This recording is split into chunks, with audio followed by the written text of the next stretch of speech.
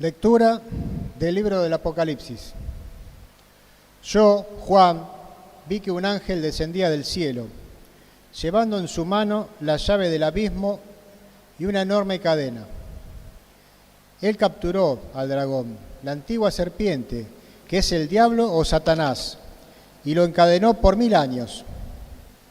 Después lo arrojó al abismo, lo cerró con llave y lo selló, para que el ladrón no pudiera seducir a los pueblos paganos hasta que se cumplieran los 1000 años.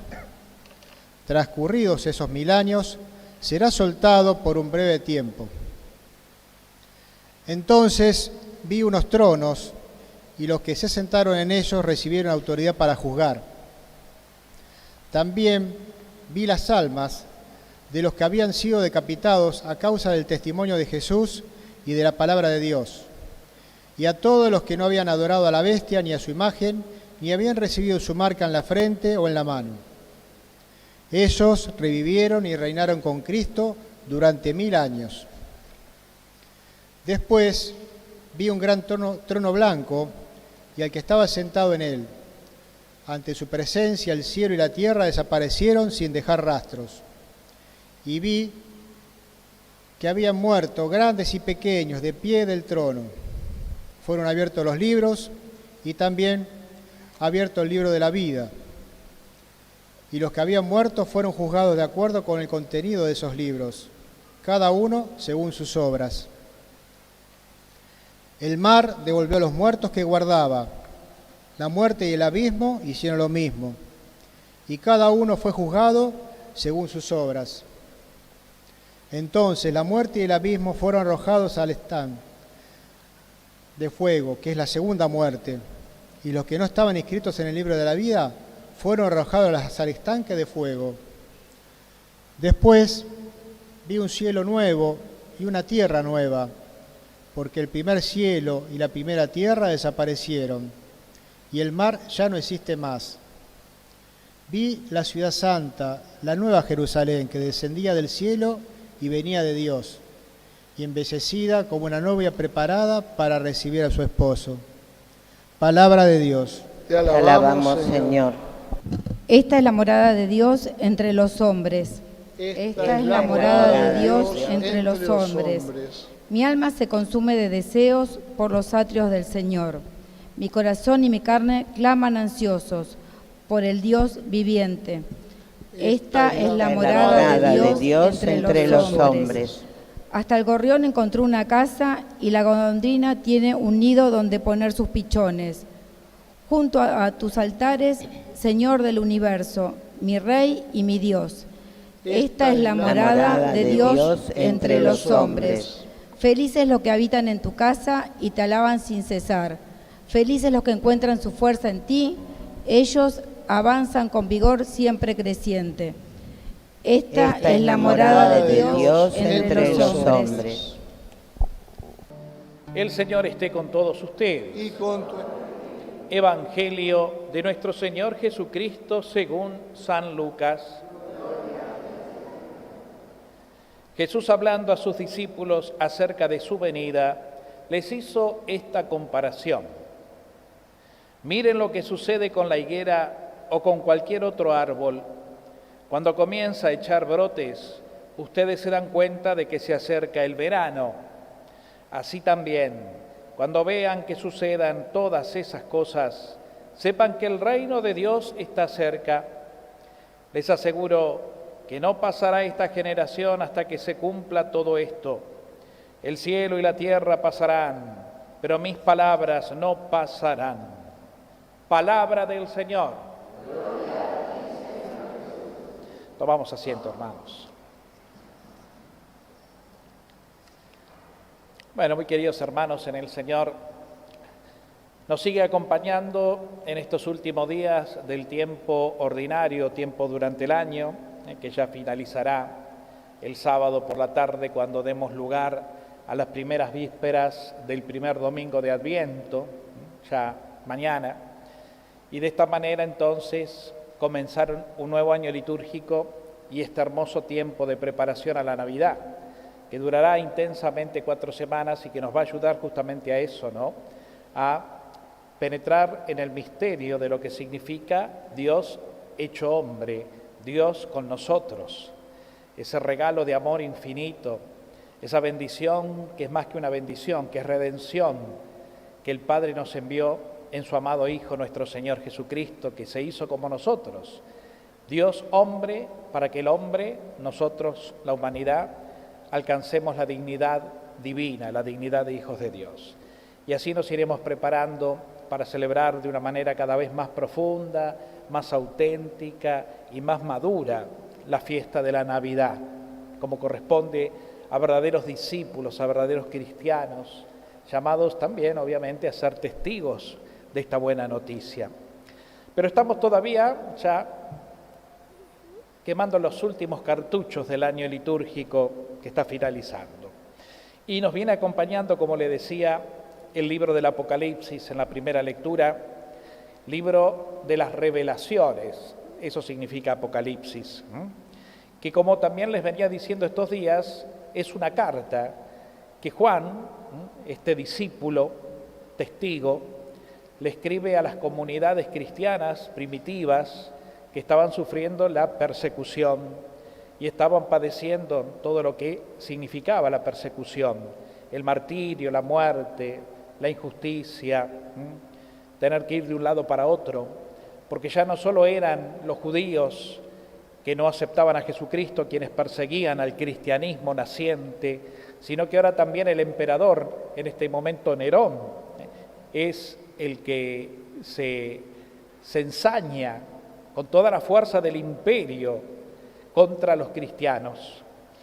Y entonces Juan, en esta carta, en este libro, a través de un montón de simbología, los va como alentando, como animando, a que no bajen los brazos, a que no se desanimen, porque la victoria del Señor ya está asegurada, el Señor ya ha triunfado, y la acción del hombre, la acción negativa del hombre, que se atribuye a la acción de Satanás en el corazón del hombre, está limitada y condenada a desaparecer. Y hoy en este capítulo 20 en adelante, un poquito vemos en este relato complejo la gran simbología que nosotros tenemos que no solo entender cómo fue escrita hacia aquella época y hacia aquellas comunidades primeras, sino qué nos quiere decir hoy a nosotros este libro. Y este libro del Apocalipsis nos trae mucha tela para cortar a nosotros en el aquí y ahora, de este tiempo que nos toca vivir, de este ocaso del 2020 que vino y que está bastante complejo en un montón de situaciones, ¿no? ¿Para qué vamos a entrar en detalle si ya todos más o menos conocemos de qué se trata? Pero Dios nos quiere hablar a nosotros también. Dios, a través de la palabra, nos quiere animar a nosotros también. Él no quiere que bajemos los brazos, porque toda situación adversa no deja de ser una especie de persecución, porque es como una especie de tentación. Uno ante la adversidad puede tener, entre otras, dos actitudes determinadas, por así decirlo. Primero, bajar los brazos y hacerse a un lado y darse por vencido, con todo lo que esto significa. Y la otra, salir fortalecido, aún en el dolor, salir fortalecido y purificado en la fe, y entonces haber crecido como cristiano en el vínculo con Dios, y por consiguiente más purificado también, ¿no? Más renovado, en todo este proceso de conversión que el cristiano está llamado a vivir permanentemente. Nosotros estamos llamados a la conversión, y la conversión es hermosa, porque la conversión no es un sacrificio, ni siquiera está preparada, por así decirlo, a base de renuncias, dolores y cosas por el estilo, como alguna vez tal vez se nos inculcó, como que convertirnos significaba privaciones y sacrificios, mortificaciones y renuncias. Y no es la conversión, no pasa por ahí. Porque si la conversión pasara por ahí, la conversión sería algo nuestro, es decir, que dependería de nosotros. Y sin embargo, la conversión, que es cada día dar un pasito más hacia Dios y darle la espalda al hombre viejo o a la idolatría del mundo, no es otra cosa que dejarlo a Dios que obre maravillas en nuestro corazón, porque el Señor ya empezó en nosotros la gracia de la conversión, porque Él ya nos purificó del pecado original, Él ya nos liberó, ha roto las ataduras que nos tenían esclavizados al espíritu del mal, a las malas inclinaciones que todavía siguen, pero el Señor también sigue obrando y nos sigue sanando y perfeccionando. Entonces, ¿qué es la conversión? La conversión es reconocer que el Señor me ama profundamente y dejar que ese amor que ya está en mi corazón obre en mí desde dentro, obras de liberación, de sanación, de iluminación. Que la gracia de Dios, que es un don, un regalo, por eso es gracia, gracia viene de gratuidad, de regalo, de ahí viene. Por eso decimos gracioso, gracioso es lo que nos causa alegría, no lo gracioso del mundo, sino lo que viene de Dios con mayúscula. Es decir, me mantiene en pie, estoy alegre. Lo que dice Pablo a los tesalonicenses, cristianos, estén siempre alegres. Les repito, no pierdan la alegría en el Señor, porque ustedes han sido consagrados, elegidos, purificados y ungidos por el Espíritu del amor. El Señor dio la vida por ustedes y por todos, para que nosotros tengamos vida eterna, y nos ha ungido con el don de hijos, de manera que somos hijos del Padre y herederos de su reino. Tenemos asegurada entonces la eternidad. Y si ese no es motivo de gozo, de alegría, una alegría que no va a pasar y que ninguna anomalía del mundo nos va a poder arrebatar, entonces, ¿qué otra alegría podemos buscar? ¿De qué otra alegría se trataría? La alegría de la gratuidad. Entonces el Señor ya obró en nosotros los primeros, lo fundamental de lo que llamamos conversión. ¿Qué es lo que entonces Dios sí espera de nuestra parte? Una adhesión, un espíritu disponible. Recién poníamos al principio el ejemplo de la Virgen y decíamos esas dos grandes actitudes que el Evangelio nos enseña de María, ¿no? Aquí está la servidora, que se cumpla en mí la voluntad de Dios, no mi voluntad, Señor, la tuya. Y no tengo miedo, porque si se cumple en mí tu voluntad, mi vida y mi seguridad está asegurada, valga la redundancia. Estoy asegurado en Dios y no tengo que temer a nada. Aunque aceptando la maternidad divina, ustedes saben, María se exponía, según las leyes del momento, a un montón de problemas y riesgos, como la misma muerte, porque se le hubiera considerado adúltera porque quedó embarazada antes de convivir con José. Y una mujer comprometida con un hombre que quedara antes de la convivencia con él embarazada, se la consideraba adúltera. Y la ley de Moisés decía que a las adúlteras había que apedrearlas. Imagínense a qué se exponía la Virgen. Si José lo hubiera denunciado con todo derecho y hasta con toda obligación, porque el hombre estaba obligado a denunciar a su mujer adúltera. Pero María confió, aquí está la servidora, acepto la voluntad de Dios y creo en Él, yo sé que no voy a quedar defraudada. Entonces, primer punto, que es lo que nosotros tenemos que tomar como ejemplo de la Virgen para caminar hacia la conversión, la aceptación de lo que Dios quiere en mí, sin miedo, sin peros, con confianza. Y lo otro decíamos, que también es una de las grandes enseñanzas que nos dejó, hagan todo lo que Él les diga. Escucharlo a Jesús es conversión.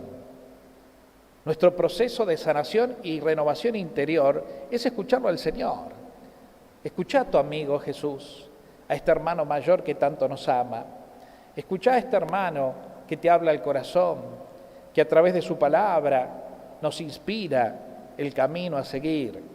Escuchar a Jesús con confianza, con profundidad, acordándonos de aquellos que lo seguían, aquellos primeros discípulos, que cuando se empiezan a ir la gente, Jesús les pregunta, ¿ustedes también quieren dejarme? Y ahí saltará Pedro diciéndole, Señor, ¿a quién vamos a ir? Solo tú tienes palabras de vida eterna.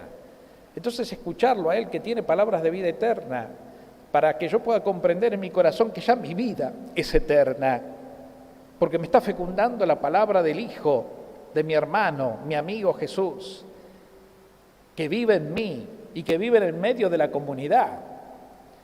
Entonces se dan cuenta lo que es la conversión, este proceso interminable que nos tiene que acompañar toda la vida y que consiste en confiar en Dios, poner nuestra vida en sus manos y escucharlo al Hijo, al hermano mayor Jesús, que nos habla, nos guía y nos consuela, y no va a permitir que bajemos los brazos ante la adversidad justamente. Y yendo un poco entonces al texto del Evangelio de hoy, un poco para que podamos entrar en el contexto y sacarle la riqueza, ¿no? Es un hermoso libro, es una naranja jugosa, que es lindo exprimirla hasta la última gota porque realmente es caudalosa. Comienza diciendo, ¿no? Yo, Juan, vi un ángel que bajaba del cielo con la llave del abismo y una cadena grande en la mano. Con esa cadena sujetó al dragón, a la antigua serpiente, o sea, el diablo o Satanás, y lo encadenó por 1000 años. Esta imagen, ¿no?, bien simbólica desde luego, que habla de el diablo encadenado, significa justamente que el mal está definitivamente encadenado, vencido. El poder del mal no tiene efecto primario, podríamos decir, en nuestra vida. El Señor lo sujetó, lo encadenó. Estos 1000 años son un número simbólico que representa siempre. Es el número de la eternidad. Ya está encadenado. Si Jesucristo murió y lo venció en la cruz, Él está condenado.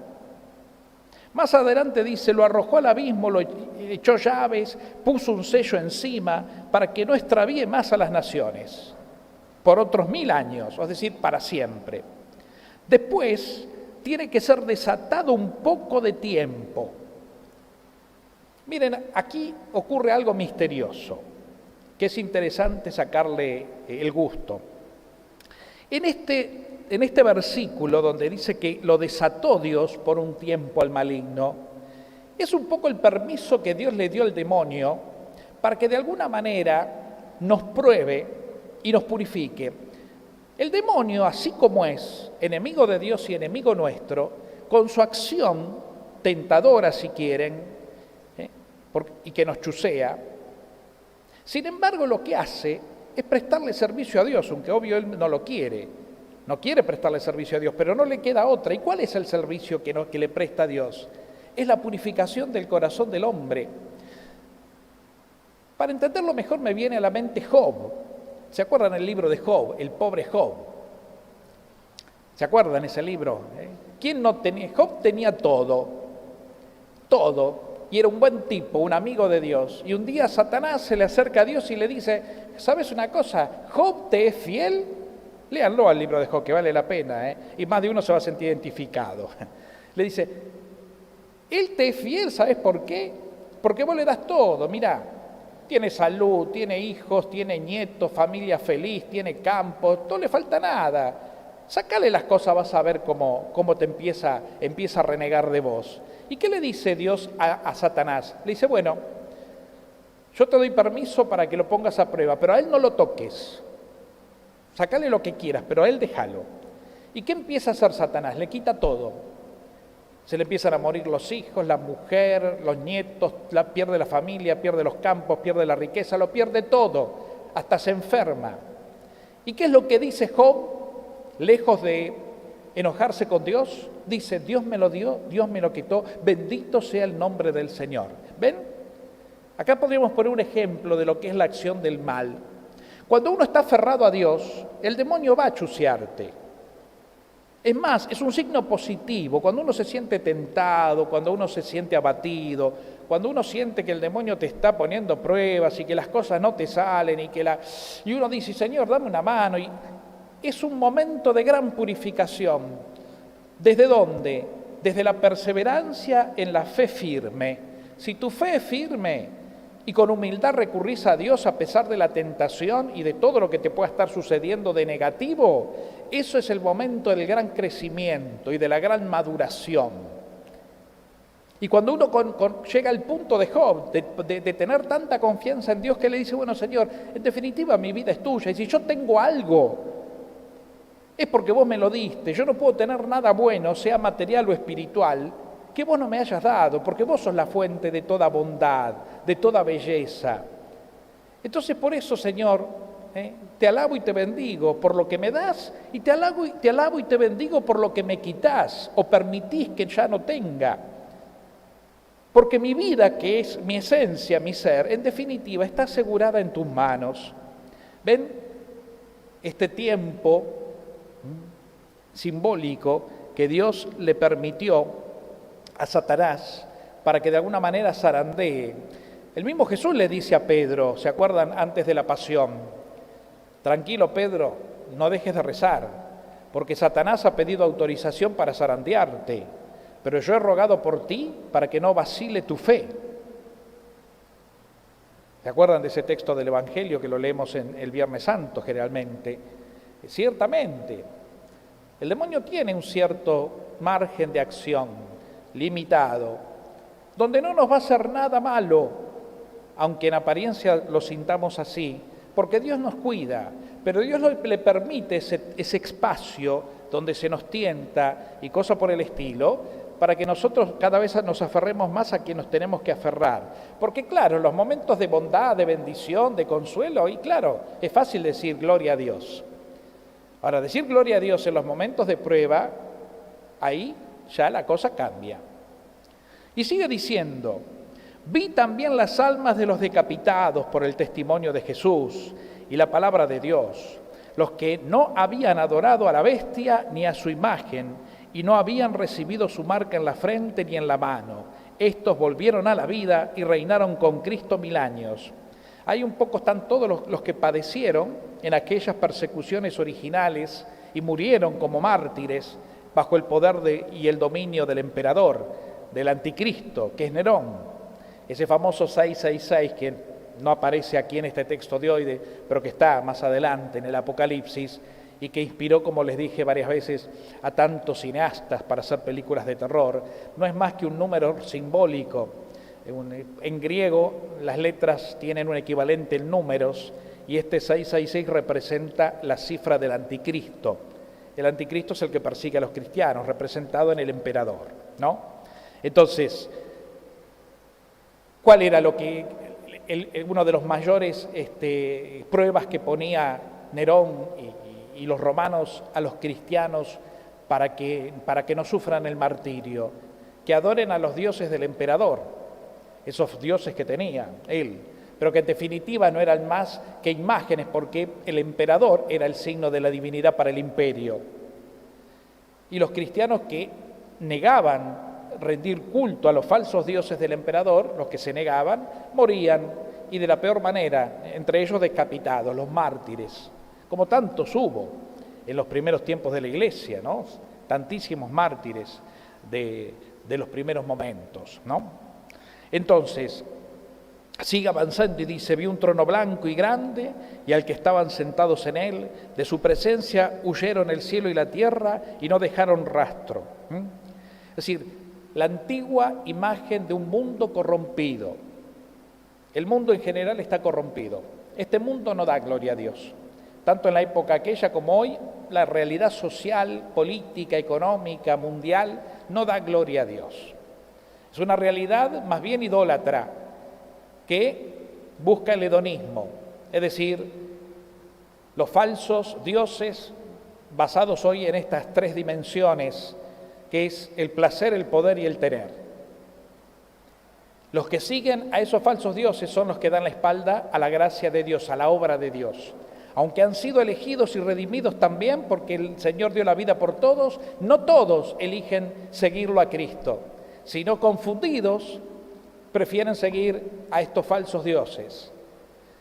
Y así generaron un cielo y una tierra corrompida, una sociedad como la nuestra, que le da la espalda a Dios, que dice ser cristiana, pero que en definitiva vive una vida totalmente contraria a los valores del Evangelio, que por ejemplo, brega por la ley del aborto, brega por la eutanasia, brega por un montón de situaciones que son más bien de muerte que de vida. El individualismo, el capitalismo salvaje. ¿Cuántos ejemplos podríamos poner que hoy se muestran en una sociedad corrupta y corruptora? Todo esto pasará, es la promesa del Señor. Y vendrán cielos nuevos y tierra nueva.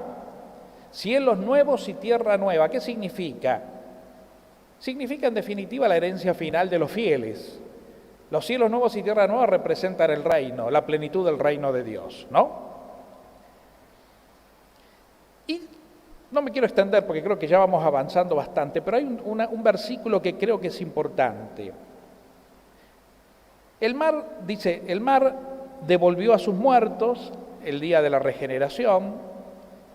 Muerte y abismo devolvieron a sus muertos y todos fueron juzgados según sus obras. Después, muerte y abismo fueron arrojados al fuego. Y dice, y si alguien no estaba escrito en el libro de la vida, fue arrojado al lago de fuego. Digo porque son palabras muy fuertes, que es como que prevalecería todo lo que es el infierno y la condenación. Es para no asustarse, porque en definitiva volvemos un poco a lo profundo de la elección. ¿Quiénes son los que quedan excluidos del libro de la vida? ¿Quiénes son los que no están escritos en el libro de la vida? Los que en definitiva se autoexcluyen.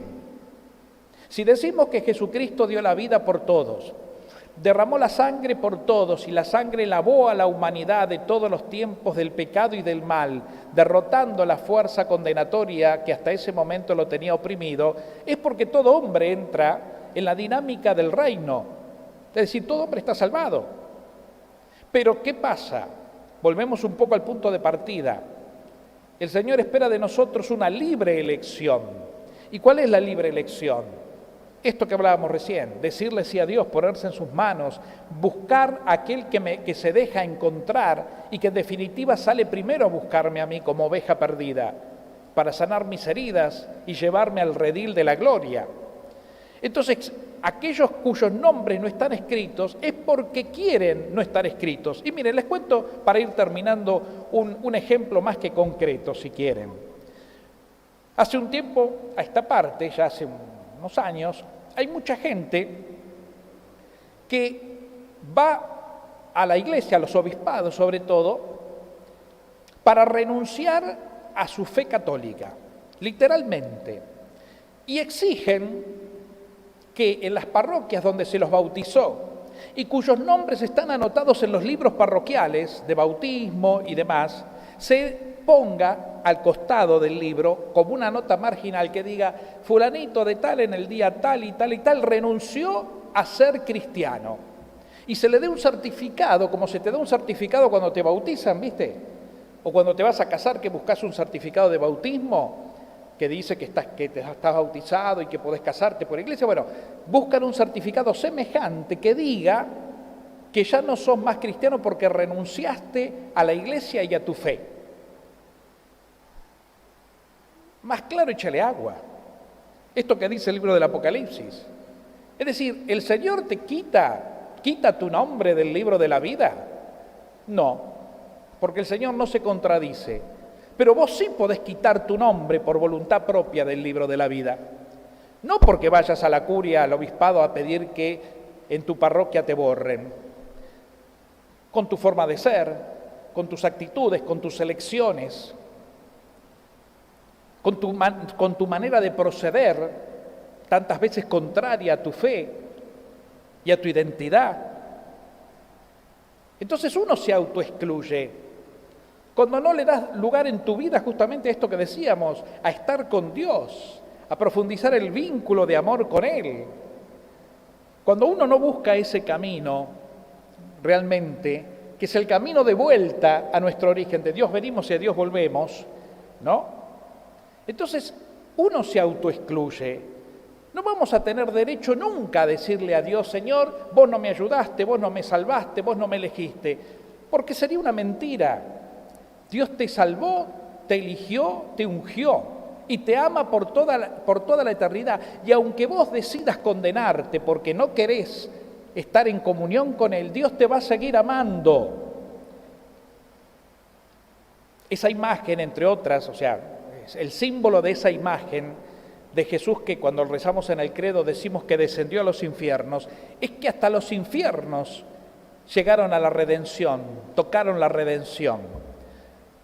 Por eso uno se pregunta, ¿habrá condenados? Y ahí queda el gran interrogante.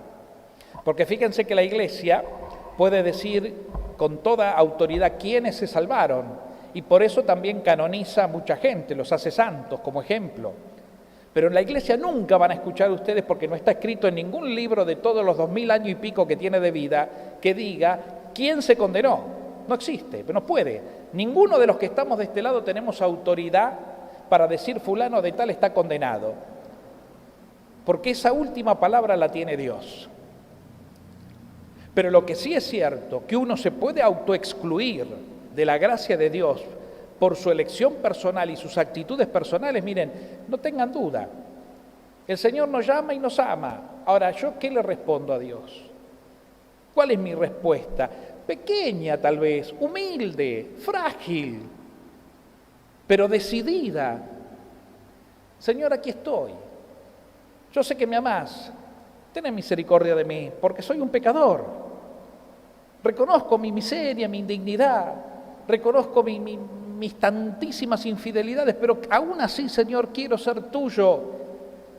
Quiero afirmar mi pertenencia a tu amor, a tu reino, mi identidad cristiana.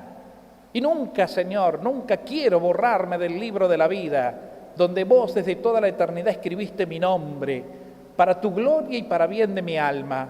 Lo quiero, Señor, acá estoy. Obra en mí prodigios de misericordia, de purificación, Señor.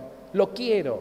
Entonces, esa elección sincera y sencilla, humilde, decidida ante Dios, será la forma que tenemos que tener todos los días de nuestra vida, hasta el último instante de nuestra existencia terrenal, para que el Señor realmente haga de nosotros lo que Él quiere hacer y podamos consentir a Dios para que Él pueda realmente llevarnos a la plenitud. Pero todos los días de nuestra vida. Por eso que es rico el libro del Apocalipsis, que podríamos seguir hablando de él, pero ya me extendí demasiado. Pero bueno, tiene una riqueza y una actualidad cuando uno lo desgaja, lo rumea y lo trae a la vida de hoy, que es impresionante. ¿Ven? El libro de la vida. Y pensar que hoy día, insisto, hay gente que decide literalmente ser borrado de los libros de la Iglesia, donde ahí consta que un día tal sacerdote lo bautizó y que fueron sus padres y sus padrinos tales y cuales, y que pertenece entonces desde ese momento a la Iglesia, como miembro del pueblo de Dios, de la familia de Dios y heredero de la gloria de Dios. Bueno, yo no quiero saber nada con eso, sáquenme, renuncio a eso. Y lo hacen así, se los puedo asegurar. Hemos atendido un montón de gente acá. Hablen con nuestras secretarias que ha venido con ese permiso, si quieren así, que empiezan al obispado y termina acá. O en cada parroquia donde fueron bautizados. Ahí van a buscar ser excluidos. Se autoexcluyen, ¿ven? Entonces pregúntate, yo también, preguntémonos cada uno. Estoy incluido, Señor, pero yo, con mis actitudes o con mis deseos más profundos, ¿vivo como un incluido? ¿O me autoexcluyo, Señor, del libro de la vida? Por egoísmo, por soberbia, por celos, por mediocridades, por injusticias, por lo que sea. Y si te das cuenta que sí, bueno, esto que decíamos recién, Señor, ten piedad de mí, porque a pesar de mi tontería, mi estupidez que está y que hace estas cosas, mi corazón, Señor, te busca y te elige y te implora, Señor, que tengas misericordia de mí. Y nunca, Señor, así quedar excluido del libro de la vida. Y eso nos va a dar gozo, paz, serenidad, alegría, libertad. Y va a eliminar nuestros sentimientos de culpa, porque el Señor no quiere que vivamos en la culpa. Al contrario, todo lo contrario. Él quiere que vivamos, estoy leyendo de reojo porque la palabra culpa aparece un par de veces también en el texto de hoy, pero bueno, Él quiere que vivamos libres de toda culpa, que es ese sentimiento corrosivo que a veces tenemos dentro nuestro, ¿no? Y que lo único que hace es hacernos sentir indignos del amor de Dios. Y que es una tentación que nos hace sentir inconscientemente excluidos, ¿qué me va a querer Dios a mí si yo hice esto, aquello y lo otro, y mi historia pasó por acá, por acá, por acá? No, Dios, yo no tengo perdón de Dios. Error, ya tenés perdón de Dios. En la medida que reconoces que la misericordia de Dios es infinita, y entonces dejás obrar esa misericordia en tu corazón para que esa tristeza que produce la culpa se transforme en gozo, alegría y esperanza. Y ahí tu vida se transforme. Soltar la mochila, la vieja mochila de los rastres antiguos, para volver otra vez al camino de la salvación que Jesucristo nos otorgó. Bueno, queridos hermanos, demos gloria a Dios, bendigamos el santo nombre de Dios, nosotros con toda la creación, nosotros con todas las cosas hermosas que nos rodea y que Dios pone a nuestro alcance, los seres queridos, el afecto, el cariño, la ternura, hasta los animales que nos rodean y que nos dan tanta ternura y amor, son regalo de Dios.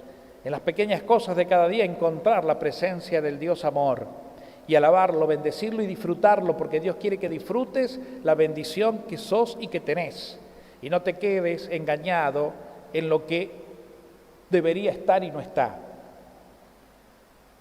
Volvamos a la Virgen entonces, hoy en esta advocación tan querida de la medalla milagrosa, para que ella siga haciendo en nosotros milagros maternales.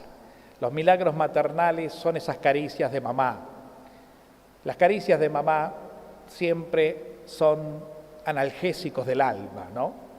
Cuando de niños nos caíamos, nos golpeábamos o teníamos un momento difícil, qué mejor bálsamo era que las caricias de mamá. Cuando ella nos pasaba la mano sobre la herida, el sana, sana, colita de rana, o no. O cuando ponía algún ungüento, alguna medicación en la zona herida, con tanta ternura y dedicación, dejando todo lo que estaba haciendo para atenderte. Cuánta paz venía a nuestra vida, cuánto consuelo, ¿no es cierto?